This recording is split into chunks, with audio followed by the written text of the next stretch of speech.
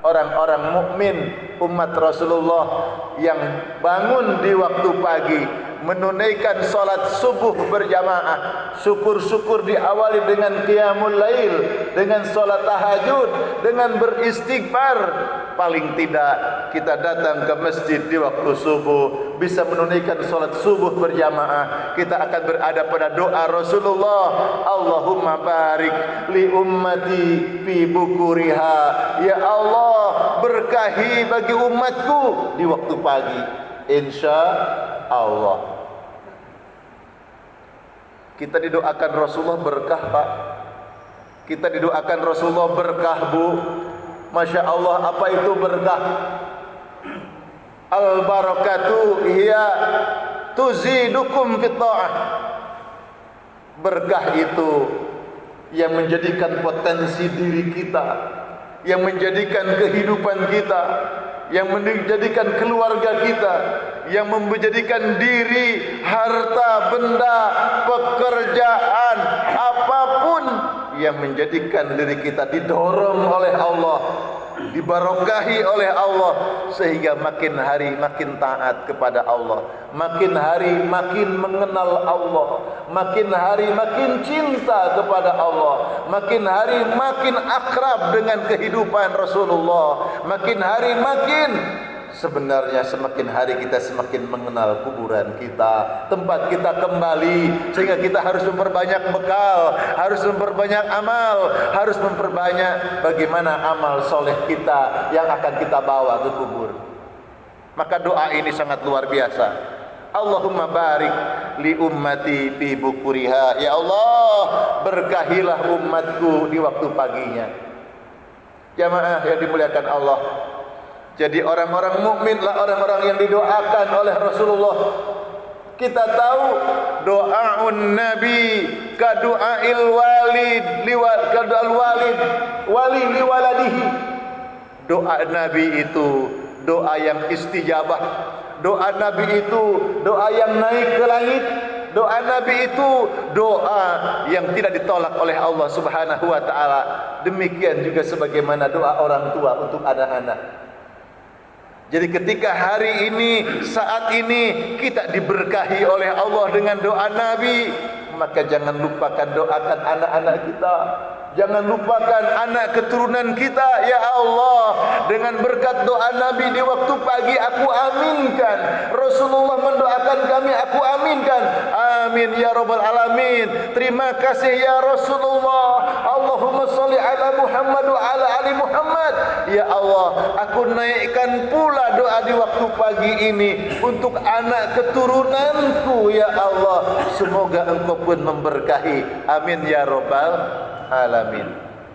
Bapak Ibu yang dimuliakan Allah, maka untuk mengenang kecintaan kita kepada Rasulullah, maka para sahabat pun mengenang bagaimana diri Rasulullah sallallahu alaihi wasallam. Kita kenalkan seorang sahabat Nabi yang bernama Abdullah bin Abi Rabah. Abdullah bin Rabah, dia seorang muadzin Rasul. Namun sebelum dia mengenal Islam, dia seorang budak, dia seorang hamba sahaya, seorang yang tidak mengenal kemerdekaan, seorang yang tidak tahu bagaimana hidup bahagia, seorang yang tidak mengenal jalan mulia, tidak punya orang tua, tidak punya kerabat, hidup menumpang, hidup dalam genggaman, hidup dalam kekuasaan para majikan-majikan. Kalau mengenal majikan yang baik, dia masih mengenal makan dan minum. Tetapi ketika mengenal majikan yang jahat, selamanya akan menderita. Dan Bilal sebelum mengenal Islam, dia seorang budak. Kemudian dia mengenal Rasulullah, kemudian dia mengenal kemuliaan Islam, dan kemudian dia menyebutkan asyhadu alla ilaha illallah wa asyhadu anna Muhammadar Rasulullah. Namun dia masih seorang budak. Maka seorang sahabat Nabi yang luluh hatinya, yang lembut jiwanya, melihat ada seorang sahabat yang seorang budak, dia mengenal Islam, sembunyi-sembunyi dia beribadah, sembunyi-sembunyi lisannya bergumam, "Shalli ala Muhammad, Allahumma shalli ala Muhammad, Allahumma shalli wa sallim wa barik ala Muhammad." Dia bersolawat untuk Nabi, menunjukkan kecintaan kepada Rasulullah, tapi sembunyi-sembunyi. Kenapa saudaraku sembunyi-sembunyi? Karena kalau ketahuan Bilal bersolawat untuk Nabi, kalau ketahuan Bilal mengikuti ajaran Muhammad, dia digantung habis, dia dibunuh, dicecer, disakitin yang luar biasa. Dan ternyata demikian adanya, siksaan pun menimpa Bilal. Kemudian sahabat Rasulullah yang lembut, Abu Bakar As-Siddiq, dia mendatangi sang majikan, "Ku tebus Bilal, berapa yang kau butuhkan akan aku merdekakan." Merdekalah bersama Islam, merdekalah bersama tebusan Abu Bakar As-Siddiq. Subhanallah. Kemudian ketika mengenal Islam, betapa mulia yang bernama Bilal bin Abi Rabah, dan Rasulullah menunjukkan kecintaannya pula kepada Bilal. "Hai Bilal, dengan Islam engkau dimuliakan Allah. Hai Abu Bakar, sungguh berharga engkau memerdekakan Bilal, walaupun dengan berapa ratusan kali lipat harga, berbeda dengan budak-budak hamba sahaya pada saat itu." Dan Rasulullah mengapresiasi Bilal, naik ke atas Ka'bah, kumandangkan kalimat azan, Allahu Akbar, Allahu Akbar. Orang-orang jahiliyah, pembesar-pembesar Quraisy saat itu, orang-orang yang jahat saat itu, para penguasa yang belum mengenal tauhid waktu itu, mereka mencela, mereka menghina, mereka mengatakan kepada Bilal dan orang-orang yang ada di sekelilingnya, lihatlah gagak hitam itu naik di atas Ka'bah. Mereka ingin menghinakan, mereka ingin merendahkan posisi Bilal, tapi penghinaan itu tidak menyurutkan dan tidak menjadikan Bilal menjadi hina. Justru dengan Islam, dengan kemuliaan akhlak Rasulullah, Bilal makin naik kemuliaannya, makin dicintai umatnya. Buktinya apa? Setiap lantunan kalimat azan menyentuh setiap hati orang yang beriman, merasuk setiap hati yang kasar, yang keras waktu itu. Buktinya apa? Banyak pembesar-pembesar yang belum mengenal Islam, ketika mendengar kumandang azannya Bilal, asyhadu an la ilaha illallah, tidak sedikit mata-mata mereka meneteskan air matanya, mereka menangis, mereka menderu jiwanya. Ini kalimat yang indah, suara yang begitu merdu, yang menusuk setiap hati.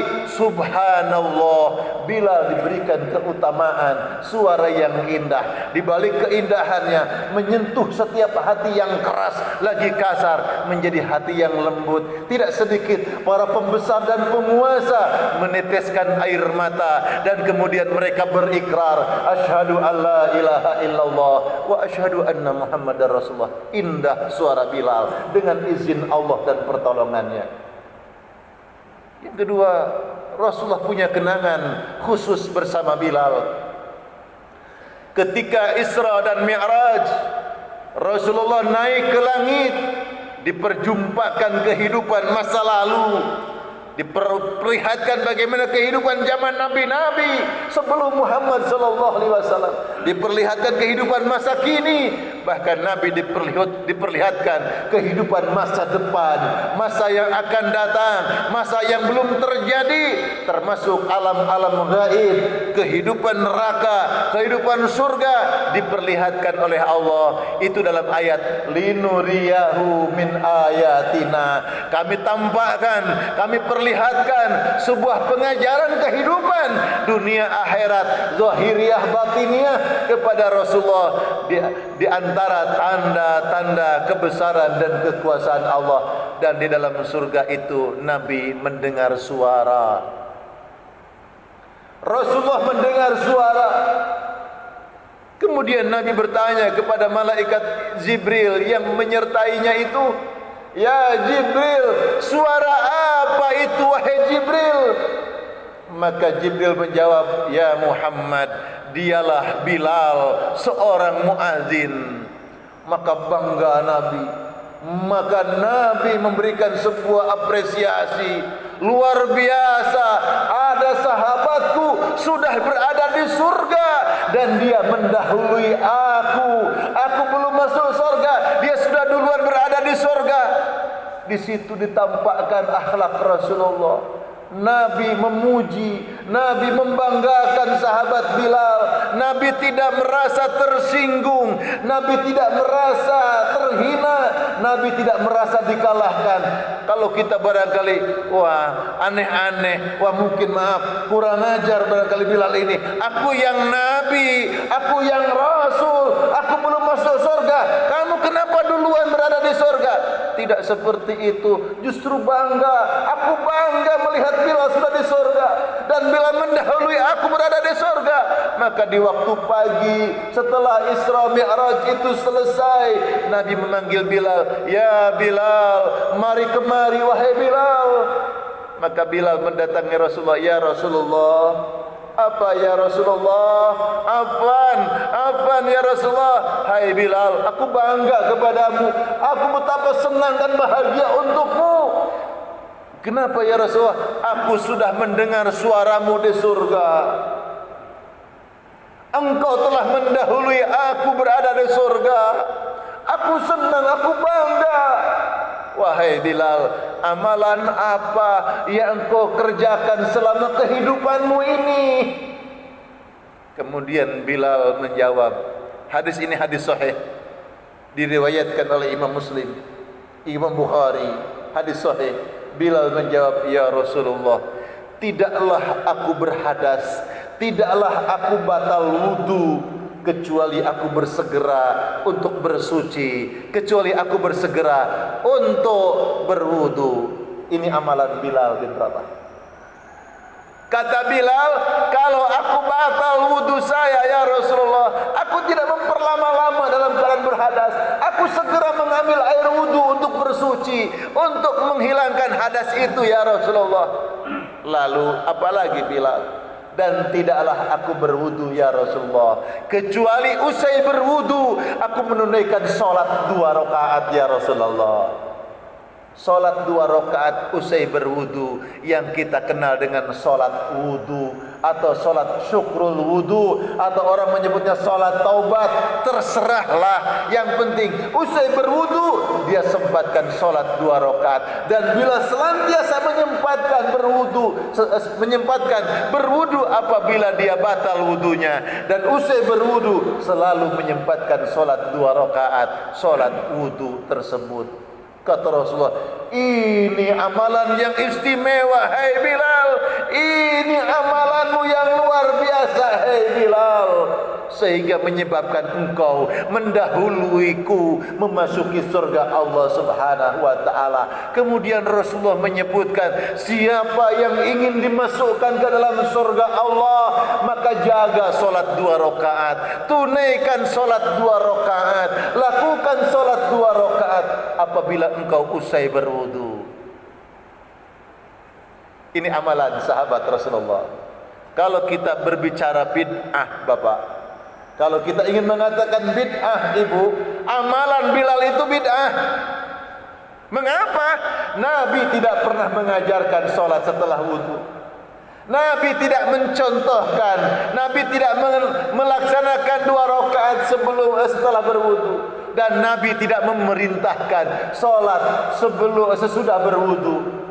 Kalau bicara bid'ah, amalan Bilal itu bid'ah, tapi diketahui ketika Nabi bertanya bahwa itu amalan yang memuliakan Bilal bin Rabah, amalan yang menjadikan Bilal dicintai oleh Allah sehingga dimasukkan dalam surga Allah. Dan kemudian Nabi mengapresiasi keadaan itu. Kata Nabi, jangan kau tinggalkan apabila engkau selesai berwudu, salat 2 rakaat sehingga engkau menyebabkan dimasukkan dalam surga Allah Subhanahu wa taala. Allahumma shalli wa sallim ala Muhammad.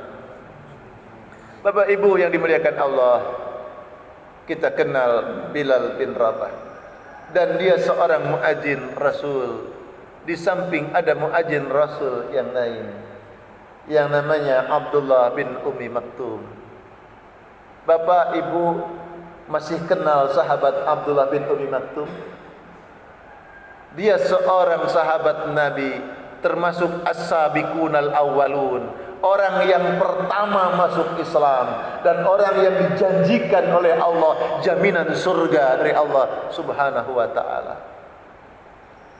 Sahabat Abdullah bin Ummi Maktum rumahnya jauh dari masjid, tapi tidak pernah terlambat datang ke masjid. Dan dia jauh rumahnya dari masjid, berangkat seorang diri, tidak ada teman, tidak ada sahabat lain yang seagama yang sama. Rumahnya jauh dari masjid, kedua matanya padahal dalam keadaan buta, tidak punya kedua matanya dalam keadaan buta, tapi nyampe di masjid. Terus demikian, dan dia ditunjuk Nabi sebagai muadzin Rasul. Masya Allah. Hadirin yang dimuliakan Allah, di dalam hadis Abdullah bin Ummi Maktum itu spesialis azan subuh. Siapa yang mengenal azan subuh, pasti itu suaranya Abdullah bin Ummi Maktum. Dia sebagai seorang muadzin di masjid, rumahnya jauh dari masjid, matanya dalam keadaan buta, tidak punya teman yang menemaninya datang ke masjid, tapi menjadi orang yang pertama datang di masjid. Subhanallah. Dan dia tidak banyak doa sebagaimana kita banyak berdoa. Tidak apalah kita berdoa, memang itu diajarkan oleh Rasulullah untuk banyak berdoa. Doa kita dalam keadaan sehat, doa kita dalam keadaan penuh dengan rezeki, kita masih berdoa, ya Allah berikan kami sehat walafiat. Bagus, ya Allah berikan kami rezeki yang barokah dan halal. Bagus, ya Allah berkahi kami dalam kehidupan kami. Luar biasa, kita diberikan nikmat yang banyak oleh Allah. Tapi beberapa sahabat yang diuji oleh Allah, sahabat Abdullah bin Ummi Maktum yang kedua matanya buta, dia datang di masjid cukup mengucapkan Alhamdulillah, terima kasih ya Allah atas nikmat yang besar yang kau anugerahkan kepada kami. Bahkan di zaman sahabat-sahabat dan ulama-ulama, ketika ada seseorang penguasa datang ke masjid, dia ingin berdoa, memuaskan berdoa yang banyak. Begitu melangkahkan kaki di masjid, ada seorang yang buta, tidak punya tangan, tidak punya kaki. Dia dalam keadaan bersujud, cukup dia dengan menengadahkan kepalanya, dia mengatakan Alhamdulillah ala ni'matillah, terima kasih ya Allah atas nikmat-nikmatmu. Maka gemetar hati seorang itu yang melihat orang yang berdoa ini. Dia matanya buta, dia tangannya buntung, tidak punya kaki, mengangkat kepalanya meminta kepada Allah hanya untuk bersyukur, ya Allah terima kasih atas nikmatmu. Tidak banyak permintaan. Sementara kita yang sehat walafiat, yang punya keluarga yang bagus, yang punya anak-anak yang mapan, doa kita masih banyak dan itu tidak dilarang. Cuma sertailah dengan ketaatan yang banyak kepada Allah Subhanahu wa taala. Itu gambaran bagaimana Abdullah bin Ummi Maktum. Sampai suatu saat Abdullah itu bertanya, ya Rasulullah, engkau tahu aku seorang yang buta, Iya, aku tahu. Ya Rasulullah, rumahku jauh dari masjid dan tidak ada teman yang menuntunku datang ke masjid. Bolehkah aku ya Rasulullah, sesekali saja aku tidak hadir di masjid? Dengan rasa iba, dengan rasa sayang, dengan rasa kemanusiaan, hampir Rasulullah mengatakan, boleh, enggak apa-apa, sesekali engkau tidak ke masjid karena rumahmu jauh, tidak ada tempat yang menuntunmu, tidak ada kawan yang membimbingmu ke masjid karena engkau dalam keadaan buta. Hampir mengatakan seperti itu, tapi Nabi bertanya, apakah engkau masih mendengar kumandang azan, hayya 'alas shalah? Saya masih mendengarnya ya Rasulullah. Kemudian kata Nabi, kalau demikian tetaplah engkau datang ke masjid. Barangkali inilah sentuhan untuk kita. Bapak ibu yang diberi sehat, bapak ibu yang rumahnya dekat, bapak ibu yang punya kendaraan yang apabila mau berangkat tidak mau dengan berjalan kaki, gunakanlah harta kita, gunakanlah mobil motor kita, gunakanlah sepeda kita, sarana kita. Kita katakan kepada Allah, wa amma bi ni'mati rabbika fahaddits. Ya Allah, aku pakai baju baruku, aku pakai sepeda mobil baruku, aku pakai kendaraanku untuk mengantarkanku ibadah ke masjid, berzikir ke majlis, bukan untuk sombong ya Allah, tapi aku mengucapkan syukur kepada Engkau. Aku perlihatkan nikmat yang Kau berikan kepadaku. Aku tampakkan nikmat ini sebagai wujud syukurku, ketaatanku kepadamu ya Allah. Wa amma bi ni'mati rabbika fahaddits. Maka tidak mesti Pak menjadikan kesombongan, tapi wujud syukur kita kepada Allah. Bilal bin Rabah, kembali kepada Bilal, dia muadzin Rasul sampai Rasulullah wafat. Tetapi ketika Rasulullah sudah wafat, Bilal tak lagi menjadi muadzin. Kenapa? Bilal tak sanggup. Di hari wafatnya Rasulullah, memasuki satu waktu solat, Bilal kumandangkan azan, tidak tamat, tak sanggup lisannya berkata kembali mengucapkan kalimat azan. Cukup pada sampai kalimat syahadat, asyhadu an la ilaha illallah, asyhadu anna Muhammadar Rasulullah. Menetes air matanya, bergetar lidahnya, tersungkur Bilal di bumi, tak sanggup meneruskan azan. Maka digantikan oleh sahabat yang lain. Dan saat itu aku tak sanggup menjadi seorang muadzin lagi. Mengapa? Karena Bilal memendam rasa rindu kepada Rasulullah, karena Bilal memendam kenangan yang sangat indah bersama Rasulullah ketika mengucapkan asyhadu anna Muhammadar Rasulullah. Seolah-olah keindahan kenangan yang indah bersama Rasulullah itu muncul semua. Tidak sanggup merasakan keindahan itu, sampai lisan pun tak sanggup lagi berkata-kata. Itulah bagaimana pujian kenangan sahabat kepada Rasulullah yang begitu luar biasa akhlaknya. Lantas kecintaan kita kepada Rasulullah sampai di mana? Apakah cukup kita dengan menunaikan ibadah-ibadah ini? Insya Allah. Tapi kita kemudian mengikuti apa yang diajarkan Allah untuk banyak bersolawat kepada Rasulullah. Allahumma sholli wa sallim ala Muhammad. Jamaah yang dimuliakan Allah. Kemudian sahabat Abdullah bin Mas'ud. Sahabat Abdullah bin Mas'ud, seorang sahabat yang begitu dekat dengan Rasulullah. Dia seorang yang cerdas, hafal Quran dan hafal banyak hadis-hadis Rasulullah. Sahabat Abdullah bin Mas'ud adalah sahabat yang terlalu akrab dengan Rasulullah. Sampai-sampai sahabat yang lain mengatakan, jangan-jangan Abdullah bin Mas'ud adalah termasuk keluarga Rasulullah. Tapi sebenarnya tidak. Dia bukan bagian dari keluarga Rasulullah, tapi dia diizinkan oleh Rasulullah, termasuk salah seorang sahabat yang boleh keluar masuk kamar Rasulullah sallallahu alaihi wasallam.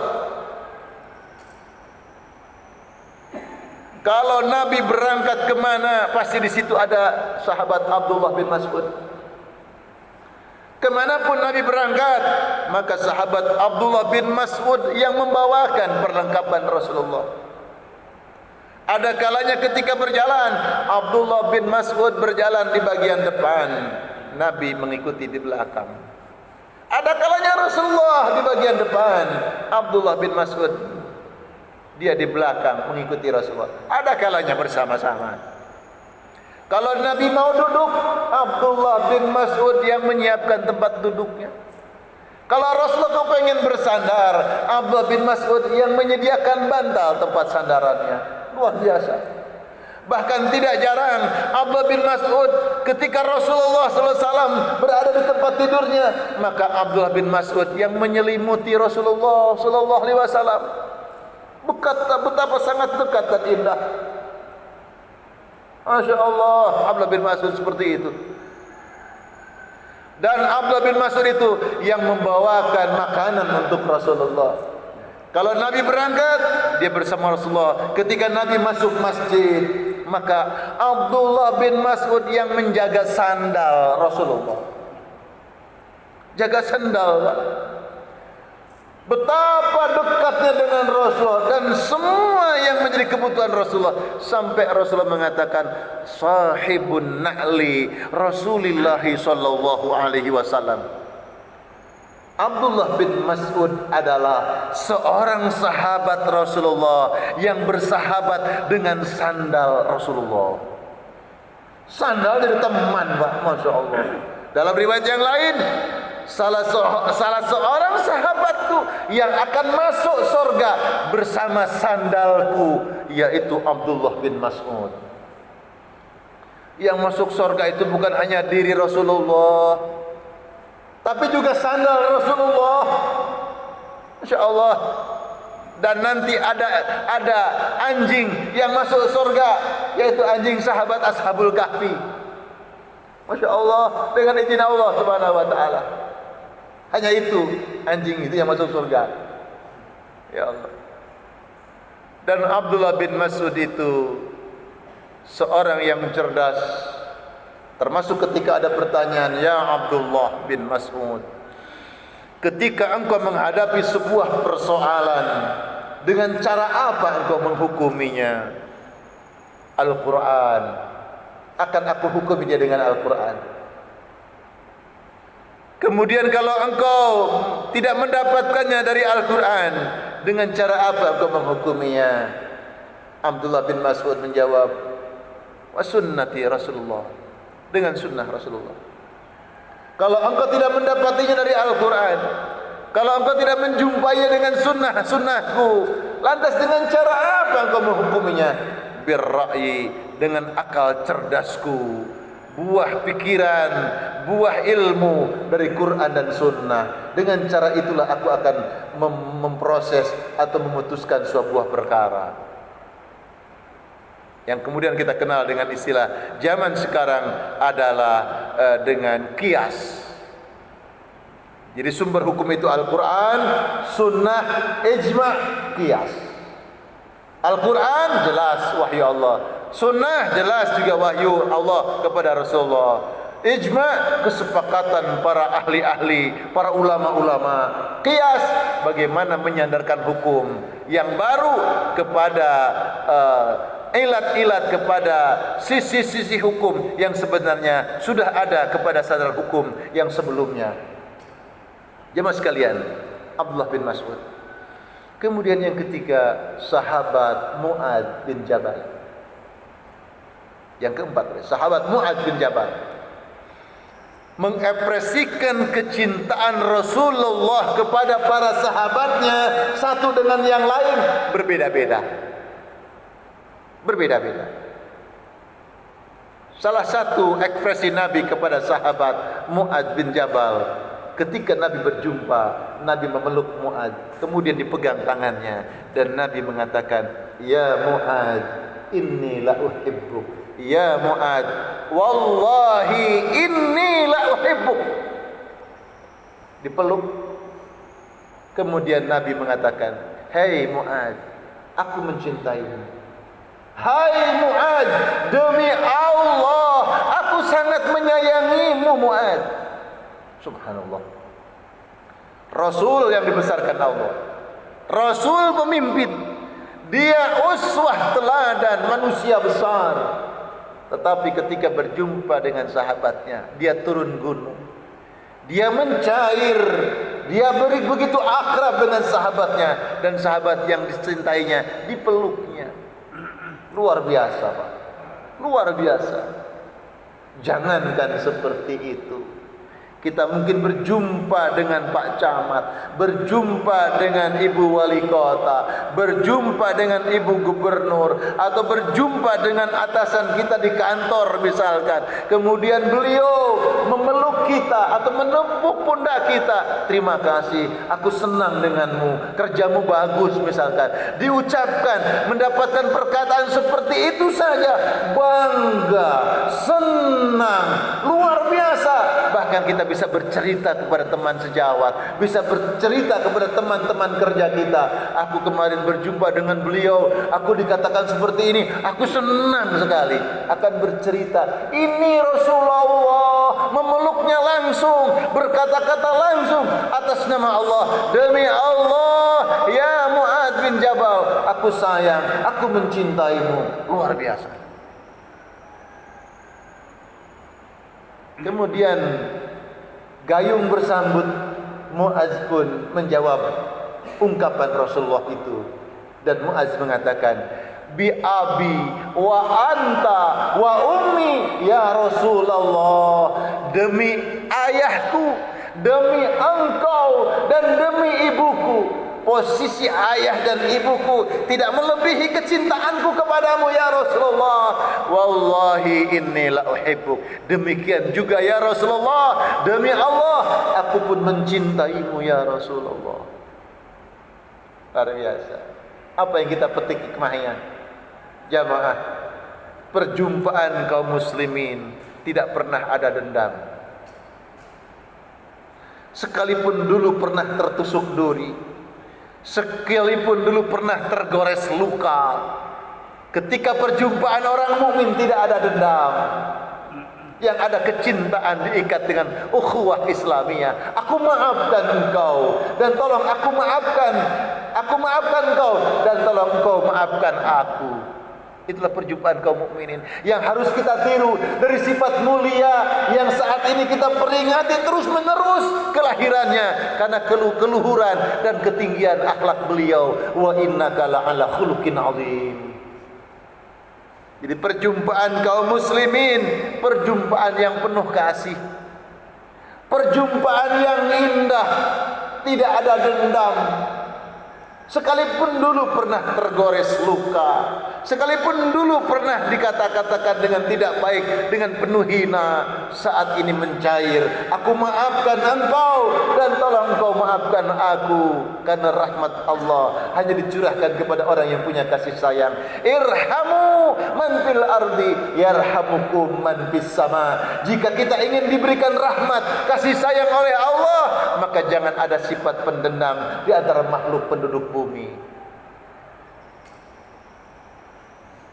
Kecintaan Rasulullah, perjumpaan orang mukmin. Ketika berjumpa, Nabi mengatakan, "Idza laqituh fasallim alaihi." Kalau engkau berjumpa dengan saudaramu, ucapkan salam. Assalamualaikum.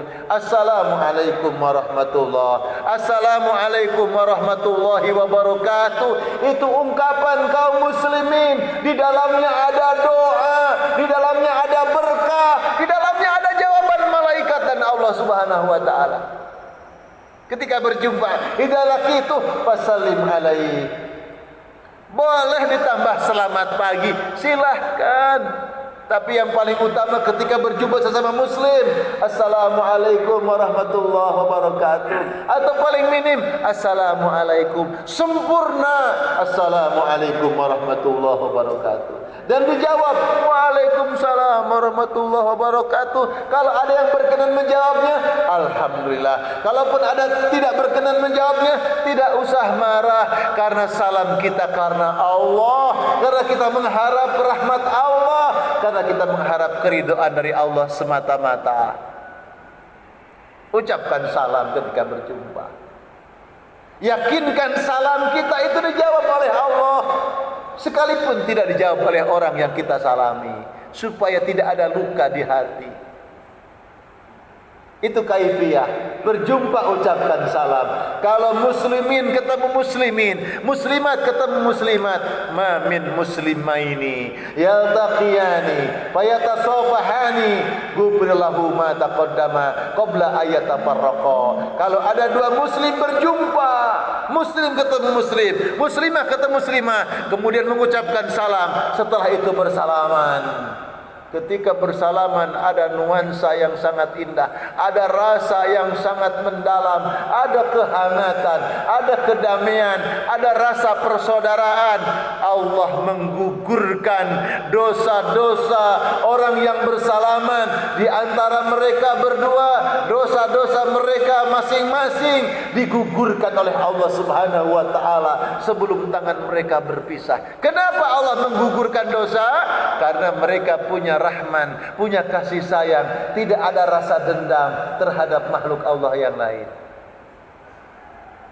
Maka bukan salaman terpaksa, bukan bersalaman karena kepergok, karena bersalaman dengan cara apapun membebaskan hati dari luka, membebaskan hati dari rasa hina, membebaskan hati dari rasa duka dan dendam. Tidak ada lagi semua itu. Yang ada adalah kasih sayang yang diikat dengan ukhuwah Islamiyah, yang diikat dengan iman kepada Allah. Maka ku bebaskan engkau dan tolong bebaskan aku. Sehingga itulah yang mengundang rahmat Allah, sehingga dosa-dosa kita diampuni oleh Allah. Bahkan sebelum tangan ini dilepaskan, Allah sudah mengampuni dosa-dosa kita. Subhanallah. Yang kedua, kalau berjumpa orang mukmin dengan mukmin, ada kasih sayang, tidak ada dendam. Ucapannya ucapan yang baik, ucapannya ucapan bermanfaat, di dalamnya ada doa yang mulia. Bagaimana kabar Pak? Alhamdulillah, aku kangen tidak jumpa. Gimana kabar keluarga, sehat? Alhamdulillah sehat. Semoga Allah memudahkan urusanmu, urusan kita. Semoga Allah menolongmu, menolong kita. Semoga Allah memudahkan setiap urusanmu dan urusan kita. Ada doa yang baik, ada kedekatan, ada manfaat. Perjumpaan mukmin yang satu dengan yang lainnya, ada yang bisa diambil manfaat. Aku senang berjumpa dengan engkau karena aku bisa mengambil manfaat hikmah perjumpaanmu, dan engkau pun bisa mengambil manfaat dariku karena setiap perjumpaan ada hikmah dan manfaat. Paling tidak ada sesuatu yang mengantarkan kita kepada amal kebaikan, menunjukkan kepada hal yang baik, mengingatkan hal-hal yang tidak baik. Itulah perjumpaan kaum mukmin yang penuh dengan hikmah.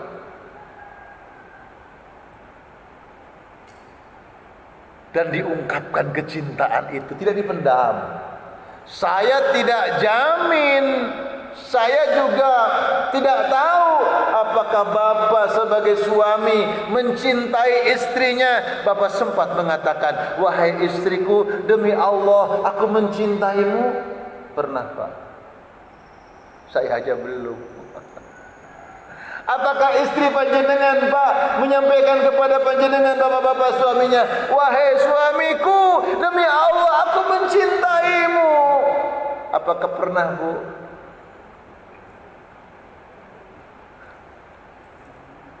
Sementara Rasulullah kepada sahabatnya yang bukan karib, yang bukan keluarga, yang bukan saudara, atas nama Allah dia mengatakan, demi Allah aku mencintaimu.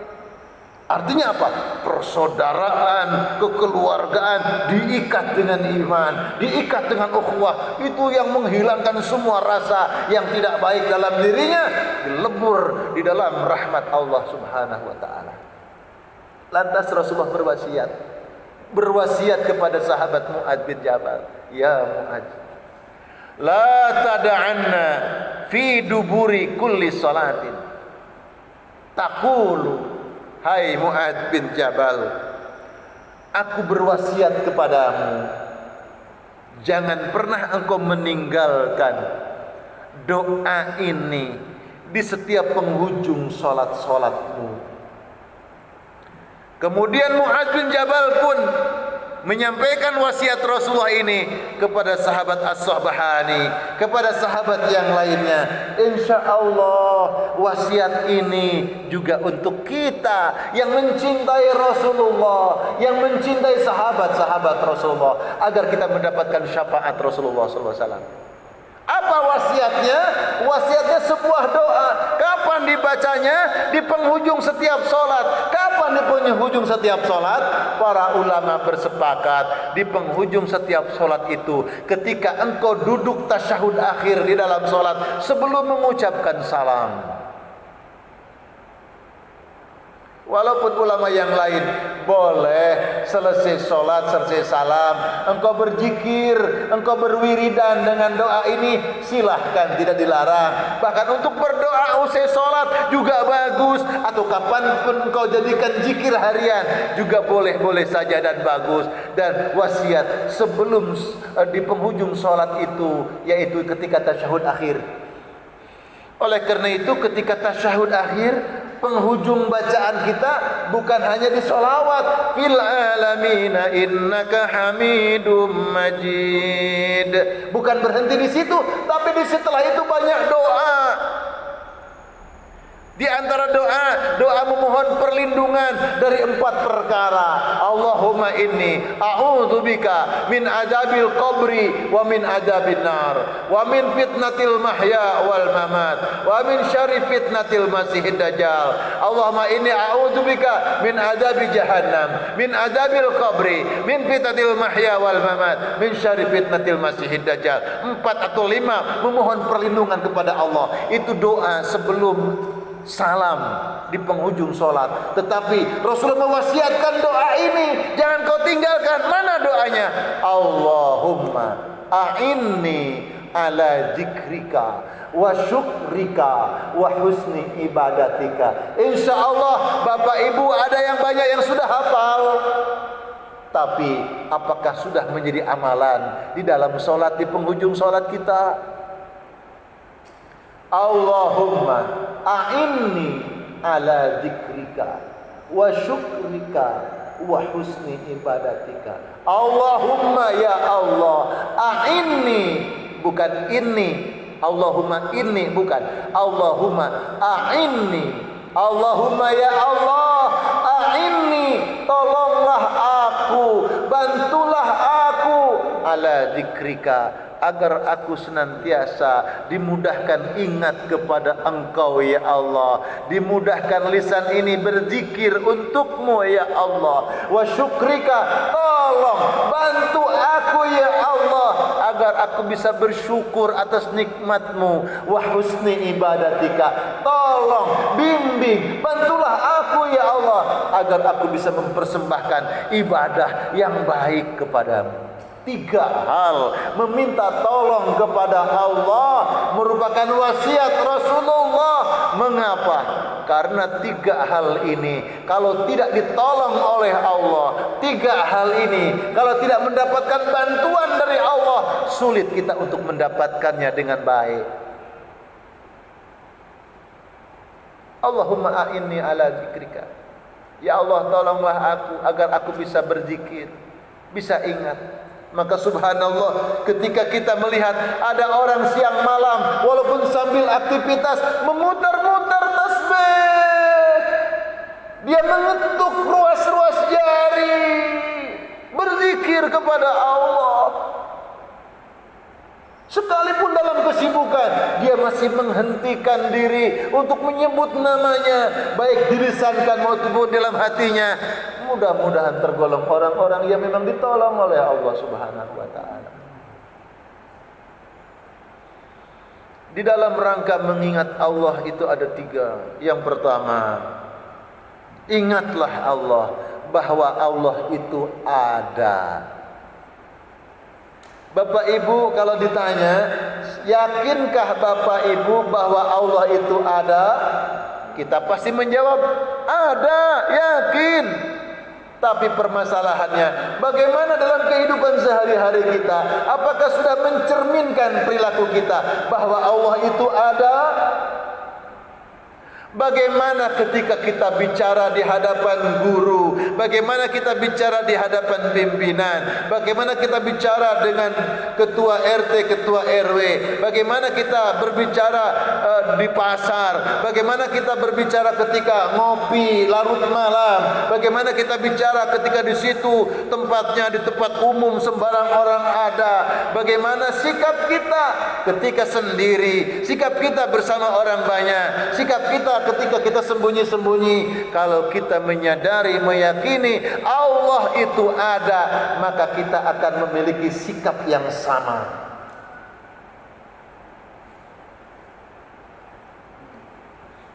Akan sama. Di sini tidak berbohong, di sana tidak berdusta, di sana tidak ngibul hak. Kenapa?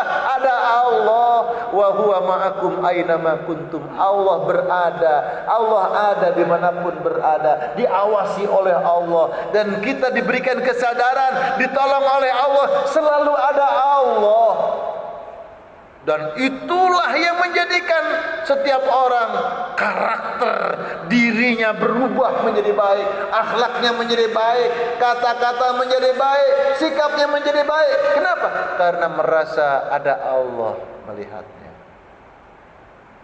Rasulullah SAW berada di rumahnya, ada pintu, dikunci pintu rumahnya. Masuk ke kamar, ada pintu, ditutup pintu kamarnya, dikunci. Berada di tempat tidurnya bersama istrinya, melakukan hubungan suami istri, masih berada dalam selimutnya.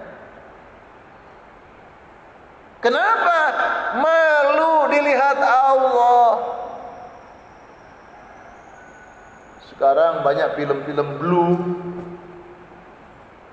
Bahkan jembatan Suramadu itu kalau malam minggu ramai, pacaran, buka-bukaan. Kenjeran itu yang namanya pacaran, walaupun di sepeda motor, buka-bukaan celana. Apalagi, Masya Allah, Rasulullah malu dilihat Allah, padahal istrinya sendiri. Itulah cara. Pertanyaan, apakah kalau ditutup selimut Gusti Allah tidak tahu? Ya tahu. Termasuk bapak ibu hari ini menggunakan pakaian menutup aurat, pakai celana, pakai sarung. Apakah Gusti Allah tidak tahu di balik sarung dan celana? Ya tahu. Cuma itulah adab orang mukmin, menutup auratnya di hadapan Allah. Itu maksudnya. Ada adab, ada akhlak, ada etika. Kurang 10 menit kita sholat isyraq 2 rakaat. Ini kan sambil nunggu. Kita ingin ibadah haji umroh, sholatnya masing-masing nanti 2 rakaat, yang khusyuk, yang baik. Mudah-mudahan hari ini jadi saksi kebaikan di hadapan Allah. Mudah-mudahan doa kita juga untuk doa anak cucu kita. Anaknya dijadikan anak soleh, solehah oleh Allah. Dan oleh Allah dijanjikan kehidupan yang lebih baik dari kita orang tuanya. Rezeki yang berkah, yang halal dan thayyibah. Kehidupan yang lebih baik dibimbing oleh Allah. Doa kita insya Allah pagi ini. Yang kedua adalah rangka mengingat Allah. Bahwa setiap asal, segala sumber, segala akibat dan sebab itu semua dari Allah. Kemarin gak kelihatan kemana Pak? Saya sakit. Apa yang sakit? Perut saya. Kenapa Pak kok sakit perut? Saya makan sambal terlalu pedas. Berarti yang menyebabkan sakit perut adalah sambal pedasnya itu, bukan Gusti. Kan gitu. Padahal ini berarti pas, masih kurang, katakanlah tambah 5 menit lah. Ini sudah terbit. Tambah 5 umumnya banyak, umumnya tambah 10, 15 umumnya. Kalau tambah 10, 05 5 menit. Ya, yang mana yang benar? Yang ini apa itu?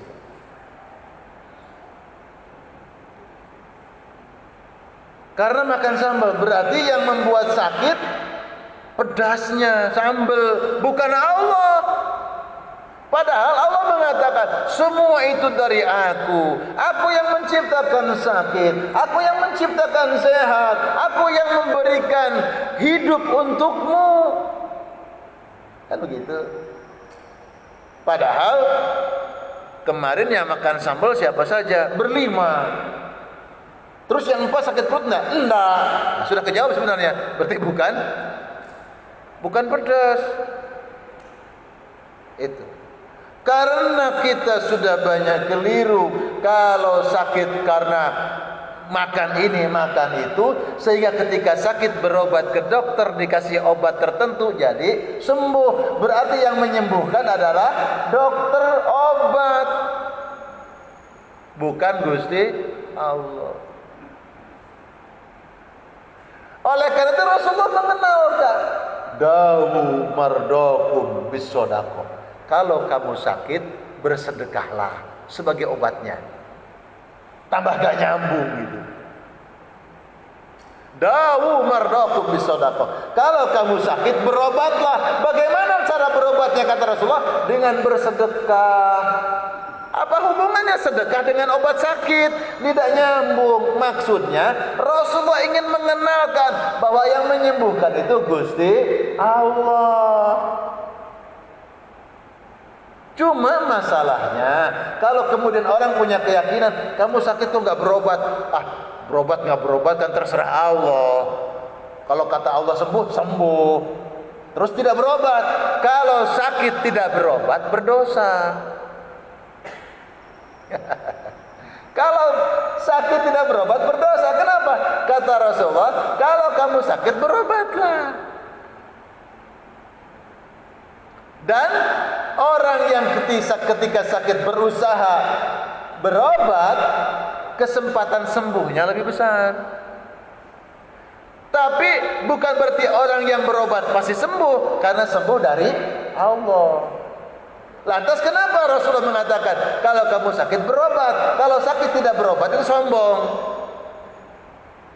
Walaupun dia punya keyakinan terserah Allah lah, kalau Allah sembuhkan, sembuhkan. Kalau cuma begitu saja tidak berobat, tidak berusaha, maka termasuk sombong, termasuk orang yang tidak melaksanakan perintah.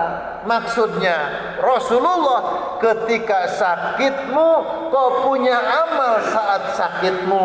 Amalan apa saat sakit? Amalan saat sakit itu berobat.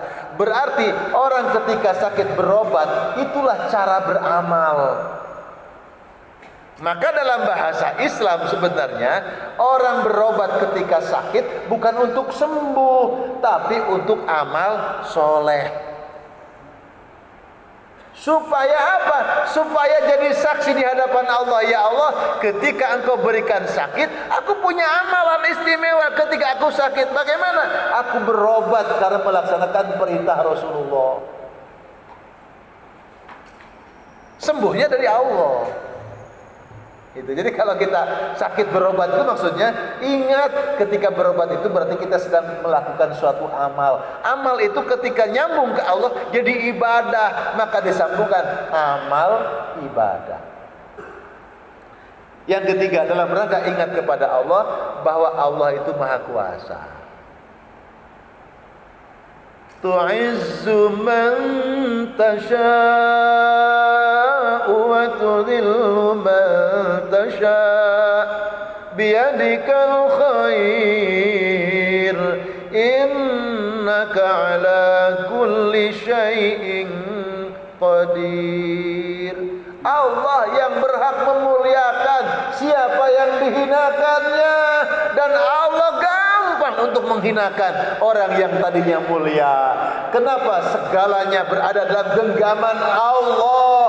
Allah sebagai sumber, Allah sebagai segala asal, Allah sebagai segala sebab, Allah sebagai segala akibat, semua dari Allah. Innaka ala kulli syai'in qadir. Sesungguhnya Dialah Allah Maha Kuasa atas segala sesuatu. Jadi kalaupun manusia punya rencana yang baik, yang matang, terus gagal, karena Allah yang berhak menggagalkan. Maka orang mukmin yang punya keyakinan, yang ditolong oleh Allah, ingat kepada Allah bahwa Allah Maha Kuasa, orang mukmin sulit untuk kecewa. Sulit untuk kecewa. Kenapa? Setiap takdir-takdir yang dihadapkannya dalam kehidupan dia, semua berasal dari Allah, yang tidak sesuai dengan kenyataan yang diinginkan. Karena Allah berkuasa. Dan setiap takdir dari Allah, pasti itu yang terbaik untuk kita. Itu. Jadi Allah Maha Kuasa. Ya Allah, tolonglah aku agar senantiasa aku bisa berzikir kepadamu, selalu ingat kepadamu, ingat bahwa Engkau itu ada, ingat Engkau Maha Kuasa, ingat semuanya dari Engkau, sehingga tidak ada beban bagiku dan aku pasrah kepadamu, tetap kami taat untukmu. Itu ingat kepada Allah. Wa syukrika, ya Allah, tolong aku agar aku senantiasa mampu mensyukuri setiap nikmat yang Kau berikan kepada kami, dan tolong kami, bantu aku agar bisa ibadah yang baik. Kita ini sholat, Allahu Akbar, tapi kadang-kadang walaupun gerakannya gerakan sholat, gerakannya gerakan ibadah, tapi kadang-kadang kita sulit. Di mana Allah? Karena kita sulit menemukan di mana Allah, sehingga sholatnya kurang baik. Maka orang yang dibimbing ada Allah yang menyertai kita, maka sholatnya jadi baik. Dan kita minta tolong, ya Allah, jadikanlah doaku doa yang baik, sholatku sholat yang baik, zikirku zikir yang baik, cara beramalku amal yang baik, ketika aku memberikan pemberian yang baik. Semoga Allah mengabulkan setiap doa-doa kita. Allahumma inna ala zikrika wa syukrika wa husni ibadatika. Ya Allah, tolonglah kami agar kami senantiasa ingat kepadamu, lisan ini ringan untuk berzikir kepadamu. Tolonglah kami, ya Allah, senantiasa sanggup mensyukuri setiap nikmat-nikmat pemberianmu. Tolonglah kami, ya Allah, agar dalam melaksanakan ibadah persembahan kami kepadamu, menjadikan persembahan yang baik yang kami kerjakan, yang kami persembahkan untukmu. Allahumma rabbana atina fid dunya hasanah wa fil akhirati hasanah wa qina adzabannar. Subhanakallahumma bihamdika nasyhadu an la ilaha illa anta wa nastaghfiruka wa natubu ilaik. Allahumma barik lana ya Allah, Allahumma barik lana ya Allah, Allahumma barik li ummati fi bukuriha. Ya Allah, doa Rasulmu di waktu pagi, agar doa ini memberkahi kami semua, berkahi kami semua ya Allah, sehingga setiap apapun yang ada pada diri kami, pada kehidupan kami, mengantarkan kami cinta dan taat kepadamu ya Allah. Hindarkan kami dari segala mara bahaya, hindarkan kami dari segala malapetaka, selamatkan kami kehidupan kami ya Allah, dunia dan akhirat kami, bimbing kami selalu di jalan yang Kau ridhai ya Allah. Jadikan anak turunan kami anak yang soleh soleha. Kau berkahi jalan hidupnya, Kau berikan rezeki yang berkah yang manfaat. Rabbana wa taqabbal du'ana innaka sami'ud du'a walhamdulillahi rabbil alamin. Subhanakallahumma bihamdika nasyhadu an la ilaha illa anta wa nastaghfiruka wa natubu ilaik. Billahil hidayah wa taufiq. Wassalamu alaikum warahmatullahi wabarakatuh.